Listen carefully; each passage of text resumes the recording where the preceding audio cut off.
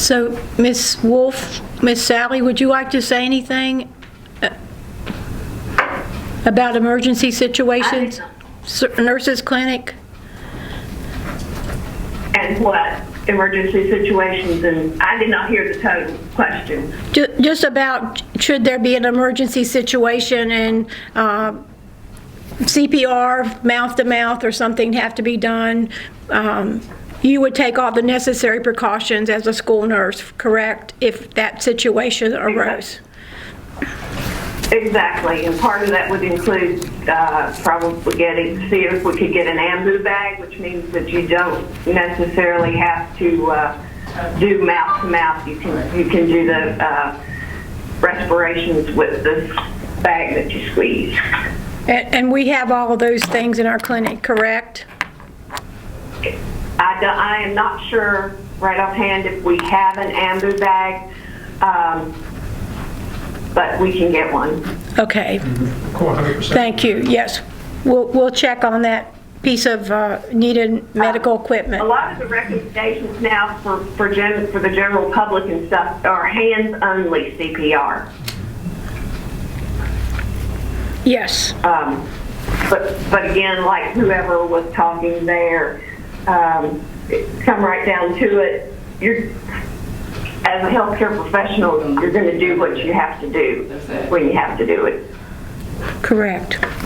Yes, that was Mr. Baker, and Mrs. Hale also mentioned some of those things as well. So thank you, Ms. Wolf.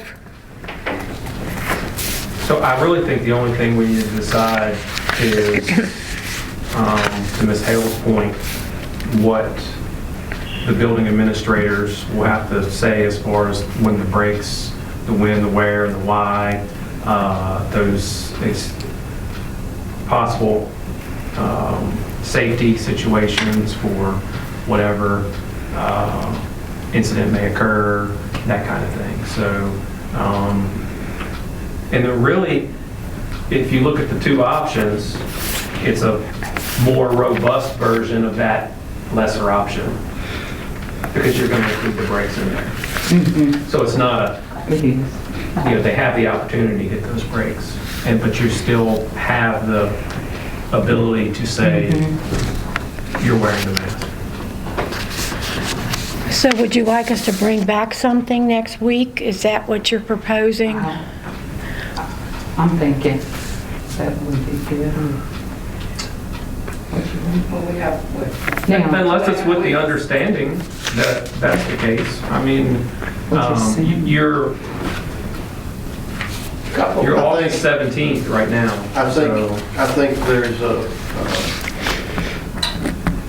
there's a conversation that we need to be honest about the fact that there is a definite health benefit to the mitigation of the spread of disease wearing masks, but we should not kid ourselves that this has not become a contentious subject outside of this boardroom. Mm-hmm. So that's one of the reasons why, like we have talked about before, that you're going to get pushback on this. No, somebody somewhere is going to be unhappy, which is one of the reasons why I think it is critical for us to have as simple and straightforward policy on this as we can, because if you leave a lot of places for question marks to pop up, they will pop up.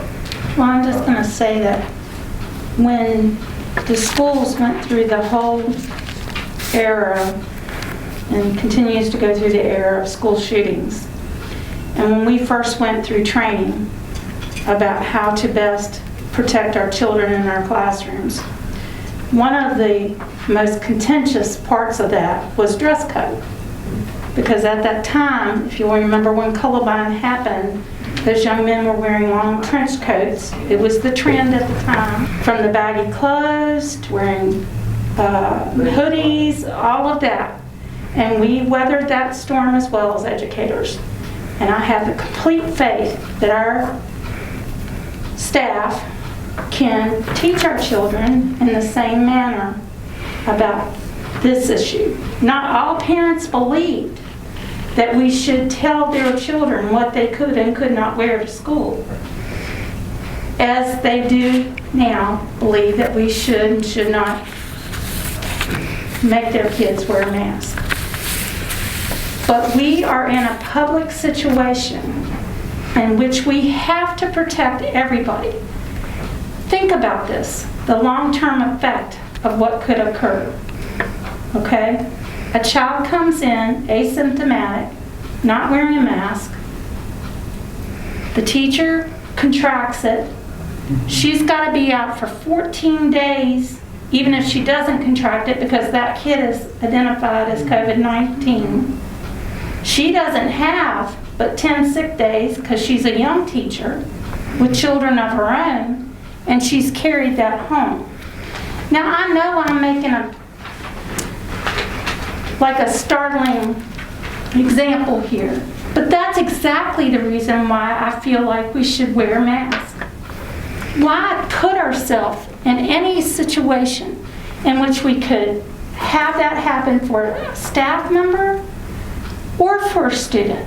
My goodness, this is my 30th year teaching. I don't want my career to end knowing that one of my students died because they weren't wearing a mask, we didn't push wearing masks, and this awful disease took their life. I don't want that. No teacher does. Am I right, ladies? You're right, and that's one of the I mean, things that you said. you cannot understand. They become you, part of you. You know, I always tell my kids, I may not remember your name, but I'm going to remember your face. I'm going to know that you were my kid. And I don't think that any of us want to carry that into our retirement years. Absolutely not, and I would say it's a conversation that is being had in society at large about the mitigation strategies, what's effective. There's been an entire series of evolution since this all began, and I think that's part of what makes it,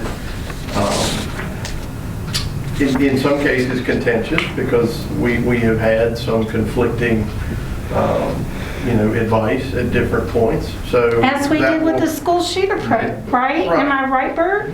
We And went that's- through a whole adjustment of what was right, what was wrong, whether to put the blinds down or leave the blinds up, whether to turn your light off or leave your light on. We're still in essentially the infancy stage of this. Yes. We've only been dealing with this Right. since March, literally. You know, we had very little warning prior to, and everything just stopped for us. So we're still very early on. And I don't think there's anybody here that is discounting the purpose of the mask and what safety level it applies to what we're trying to accomplish here. So I just think, like Ms. Hale said, are the building administrators going to have any say in there? Do we need to add any verbiage so that is covered? Yes. And then we can move forward. If not, if we don't want to do that, and that's understood, like Jonathan said, you don't want to have it really layered, because then you're going to have them poking holes in it at that point. So it does need to be simple and straightforward. Even if it's just one sentence. You don't have to explain, you don't always have to explain why you're doing something. Yeah. You can just say, hey, this is what we're doing. We're going to require masks and there will be breaks. And then you can always say, still there's the option. If your child cannot do this, there's virtual. I mean, the option is It's there. still there.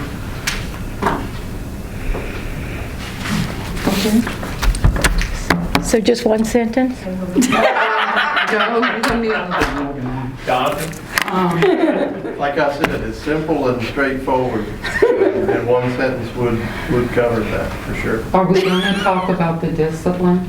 I mean, because you mentioned it, Melinda. You had that in the last. We brought it up. We did bring talked about it. And we discussed how Yes. difficult it was going to be. Definitely.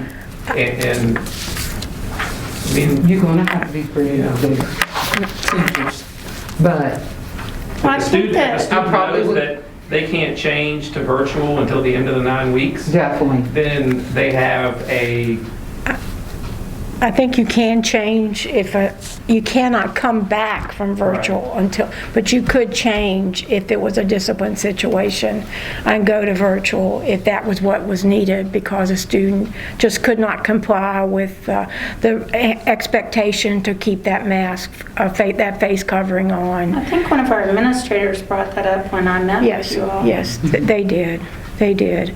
And our principals want to do what's best for all. Mrs. Morgan was very, very vocal in the task force that she's concerned about the little ones. But she knows that they can learn and that they can do what they need to do. Mr. Bennett's very, very concerned about that if they won't do what's asked, that maybe they need to do virtual learning if they cannot keep that expectation. And Mr. Cantrell is very, very aware that there are students at the high school level that may not be compliant with the policy. But I think we just need to have something in place before September the 9th, and families need to know sooner than later, is my belief, if that's the route we're going to go. And I think our staff is still very anxious.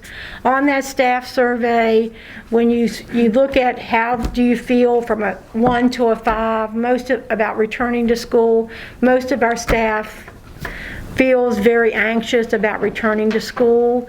Now, some of that might be because of the virtual learning component, but I think most of it's about the COVID-19 and the face coverings in the classroom. So we have a lot to look at to try to make this a very positive opening for all. We've been out of school since March. We all know that the best place for our students to be is in school if that's where the family wants them to be. But there's also a give and take on our family side. If they want to come to school, they've got to meet us halfway and help us keep their child safe, everyone else's child safe, and our staff safe and healthy. So there's no easy answer to any of this, but we do have to be proactive and make the right decision at this point in time. I had a somewhat unrelated, related to COVID-19 in our faculty, but are we moving on from this and something big? Well, I just need to know how to proceed, to write one statement and let you all see it, bring it back next week. We have agreed to meet every week until school opens because there are other decisions that this is a ever-evolving situation. We just need to stay on top of what's happening in our community. So, We start work Monday. right. Are we then not asking faculty and staff and all employees to wear masks? That was my intention, so I guess we need to have a decision tonight. Well, could we not include the verbiage and everything and you just send it to us tomorrow and we Yes. take a vote like we've done how do you all feel about that, or you want to go ahead and do it tonight, Or here, all right, identify what it is that you want to put in there, and let's just go ahead and do it. Because you're not going to have, like I said before, you're going to have, and Jonathan said too, you're going to push back on either side. Yeah. And like Ms. Wolf said, you have the good, better, best. So regardless of where you stand on it, right, just get it done. And whether you want to make it one statement, you want to scratch through that and say masks will be mandatory at all times, with the exception of the building administrator's designated Building breaks. mask breaks at the discretion of the building administrator is probably Just add one sentence. that is probably about as straightforward as you're going to possibly word it. You're going to have to, I have identified some things. We're going to have to talk about the breaks, the building principal, and the discipline. You're We're gonna have to- identifying, in the middle of the document, you're identifying the exceptions. So really, the big one that would apply to most situations is anyone with a severe medical condition that may affect breathing. So we've identified that's going to be case by case, simple enough. But down at the very bottom, it says definitively, will be required to wear face covering / mask while on the bus and at school. So I think if you're going to allow exceptions to that, you should at least spell out what those exceptions will be and who they will be decided by. So in the, you're saying at the end? Well, that's where it makes the definitive Right. So statement you that it could will say- be required. So you could say that building principals will have the discretion to initiate mask breaks. Students and families who feel they cannot comply should consider virtual learning. Yeah. I don't really want to throw that virtual learning option out there yet. I'm sorry, I really don't. But Well, how this are you is what I wrote. There'll be face covering breaks designated by the principal. School level discipline will be considered by each building principal. That sentence could become before that last paragraph. Just to be clear that the requirement is there, but that we also understand that there might be the need for breaks. But this is just, I'm not good with words, I'm too wordy, so I don't know how else to say it, honestly. That is about as straight, I mean, I don't know like whatever that. adjustments you'd like, but that was taken from a state governor's mask mandate for the whole state. I used it on purpose because I felt like if I can't, if I use something from the governor for the entire state, at least I'm in the ballpark. And then I've adopted it and made it ours and. And that's great. So we can add or change or eliminate whatever you'd like for me to do. I'm happy to do that. So- I think Melinda, you were fine. You were on point. Okay. I agree. I agree. And you said something, Mr. Preston, about deciding on discipline, et cetera. So discipline issues are handled differently at different levels. It's different at the high school than it is there. So you would not discipline a 10th grader the same as you would Right. the 3rd grader. Or for the 4-year-old. Correct. And so that administrator, that principal is going to have to deal with those situations differently. So I don't know necessarily if you want to outline it as much as you would say, we don't want to have to discipline for it. Right. And as Mrs. Eakes brought out, it's a teaching opportunity as well. So, if you have the kid that always comes up from the new building to the old building, and Mr. Jones is standing there and he's got to say, put on your mask. You have somebody there reminding you, put on your mask. It's that simple. Okay. And if that individual or that teacher or administrator or whatever sees that it's continually a thing, then hey, look, there's a policy in place. Your parents agree to it. This is what we're going to do. I need you to do it. Come on, man. All right? And this is why we're doing it. And I think it would be as simple as that. And if a person becomes a discipline issue because of the mask, you got to deal with the discipline issue, not necessarily the mask itself. If they're continually becoming a disruption and they're using a mask as a vehicle to do it, they would have found any way to be a disruption, and they would have found any way to be a discipline issue. All this does is provide them, oh, he has a different book bag than me, he has a different pair of shoes than me, that kind of thing. So I would think you would maybe, I don't think we can outline. Well, Melinda did it very well. Read what you had again. But I understand your point, and it's well taken. Well, I just said there will be face covering breaks designated by the principal. I was going to add according to the developmental age of the student, because that's what, and the discipline will also be in line with the developmental age of the student, because, How about consequences instead of discipline?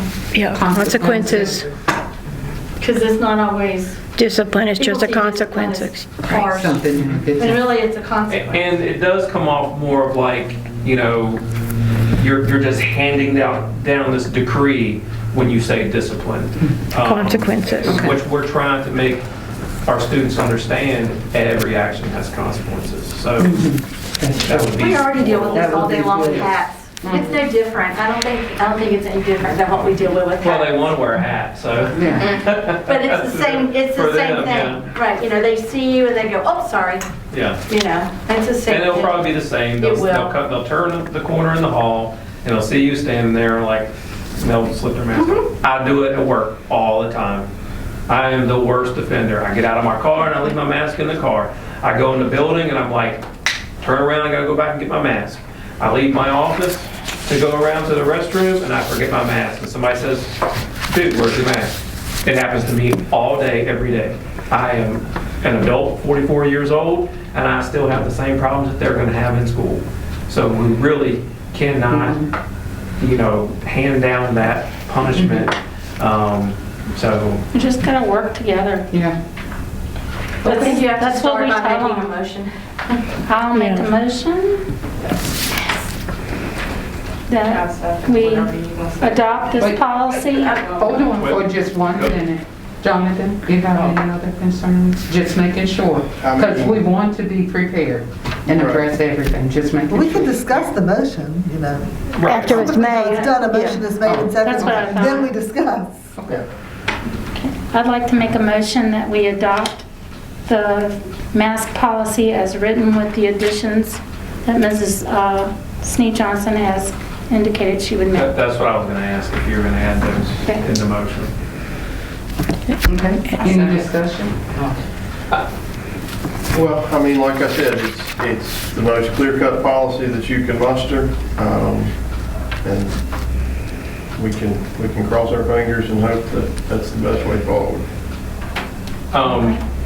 As to my point earlier about you're not going to have people that's happy with anything that you do, right, or everything that you do, and we all realize that, all right. As successful adults, we understand that. So we want you to understand that you may be dealing with some of that positive or negative feedback. And I'm sure there will be a lot of social media discussion about it too. Don't read the comments. That's the only thing I can tell you. Don't read the comments. I don't even look at Okay? it. So, and something that I have done since I've been on this board, I understand what the greater good is. I don't always have to agree with something to understand that it's the best for everybody. I was raised a certain way, just like everybody else was. You have your own internal belief system. You feel a certain way. It's just like politics. You lean left, you lean right. So you don't always have to agree to understand that it's the best decision to make for everyone involved. And can I just throw in, it was even an Aunt Mary column about face coverings, this Saturday's paper, I don't know who, but it's out there, so, everyone has their own thoughts, good or bad, about the whole concern. So, Ms. Preston, you have a motion and a second. Okay, all those in favor? Aye. Aye. Any opposed? Okay. Cool.